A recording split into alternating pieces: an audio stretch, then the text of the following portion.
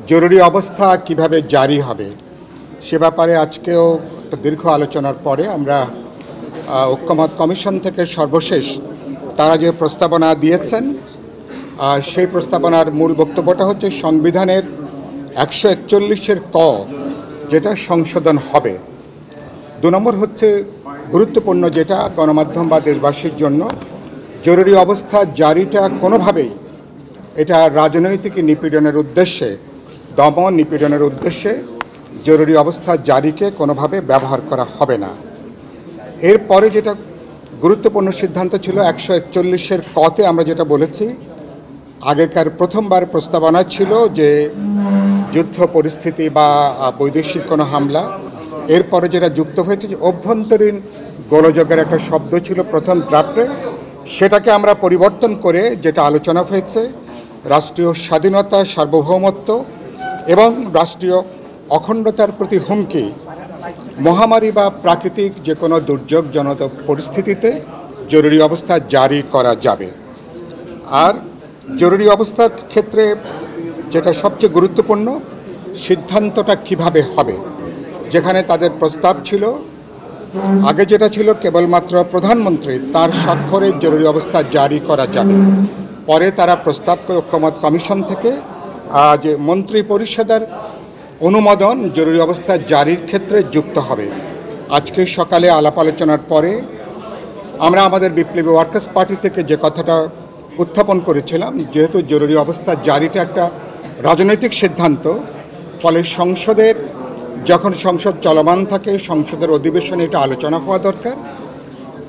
তারপরে আলাপ আলোচনা করে যে কথাটা এসেছিল, অনেকেই বলেছেন যে সংসদে যে দলগুলো প্রতিনিধিত্ব করে একটা সংসদীয় কমিটির মধ্য দিয়ে তাদের মতামত এবং পরামর্শ ক্রমে জরুরি অবস্থাটা জারি করা।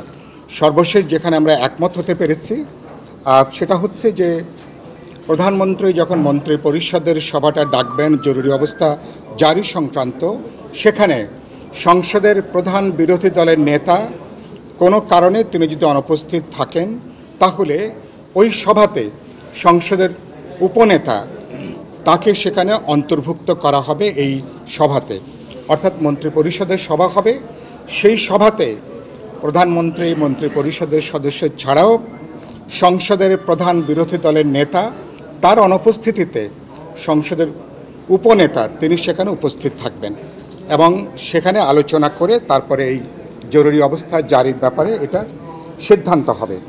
আর গুরুত্বপূর্ণ যেটা ছিল, যেটা আগের বারই ছিল, যে রাইট টু লাইফ, জীবনের অধিকার, যেটা সংবিধানে বিস্তারিত আছে, এগুলো এনশিওর করা হবে। বিচার এবং দণ্ড সম্পর্কে বিদ্যমান সংবিধানের 35 অনুচ্ছেদে নাগরিকদের কিছু অলঙ্ঘনীয় সাংবিধানিক অধিকারের কথা উল্লেখ করা হয়েছে, সেটা কোনোভাবেই জরুরি অবস্থায় খর্ব করা যাবে না। এই ব্যাপারে মোটামুটি এটা ঐক্যমতের জায়গাটা আমরা এসেছি।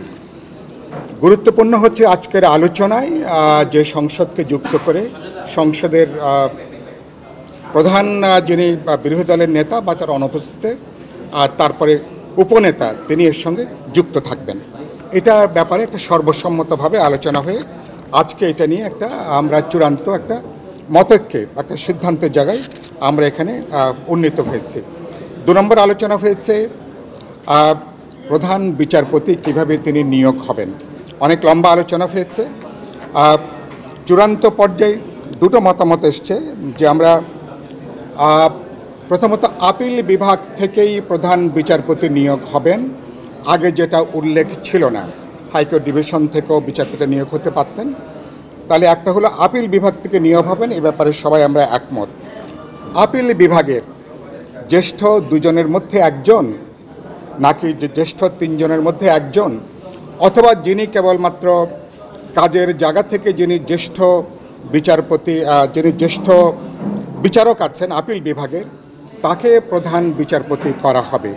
এই ব্যাপারটা নিয়ে দীর্ঘ আলোচনা হয়েছে, একটা বিকল্প প্রস্তাবনাও এসছে যে আমরা একটা স্বাভাবিকভাবেই যিনি জ্যেষ্ঠ বিচারপতি তিনি তো প্রধান বিচারপতি হিসাবে তিনি নিয়োগটা পাবেন, কিন্তু আমরা আমাদের বাংলাদেশের যে অভিজ্ঞতা, বিচার বিভাগকে দলীয়করণ করা, পছন্দের লোককে প্রধান বিচারপতি হিসাবে নিয়োগ দেওয়া, অথবা বিচারপতিরা যেন বলেন যে আমরা শপথবদ্ধ রাজনীতি, এই যে আমাদের তিক্ত অভিজ্ঞতা অতীতের, এগুলো বিবেচনার মধ্যে রেখে একটা উত্তরণকালীন সময়ের জন্য আমরা 5 বছর একটা সময় নির্ধারণ করতে পারি কিনা, এটা একটা অপশান হিসাবে রাখা।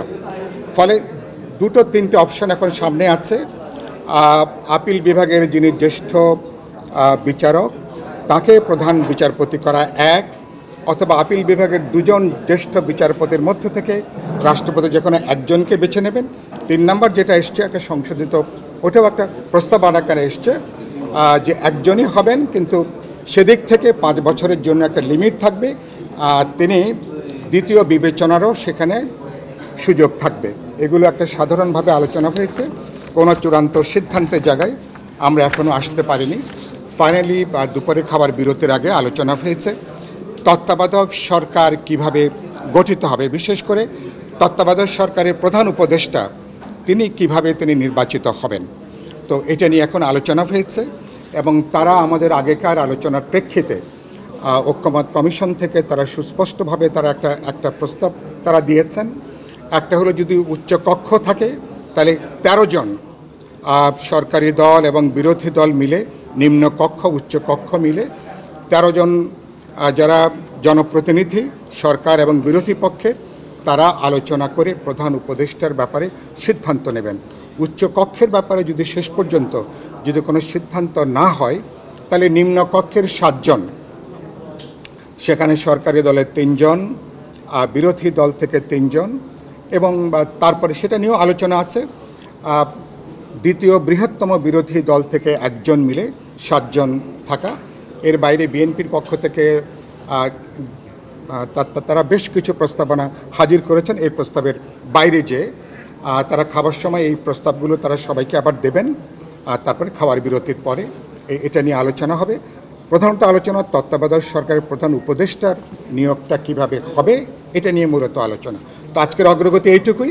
আমরা একটা ব্যাপারে চূড়ান্ত সিদ্ধান্তে এসেছি, বাকি 2টো ব্যাপারে আমরা আলাপ আলোচনার প্রায় আমরা কাছাকাছি আছি। আমার মনে হয়েছে যে প্রধান বিচারপতির ব্যাপারে আমরা প্রায় কাছাকাছি মতামতে আমরা চলে এসেছি। হয়তো আজকেই আমরা এই ব্যাপারে সিদ্ধান্ত গ্রহণ করতে পারবো। আর তত্ত্বাবধায়ক সরকারের বিষয়টা হয়তো একটু সময় নেবে, সেটা আজকেও সিদ্ধান্ত হতে পারে, পরও আলোচনা হতে পারে।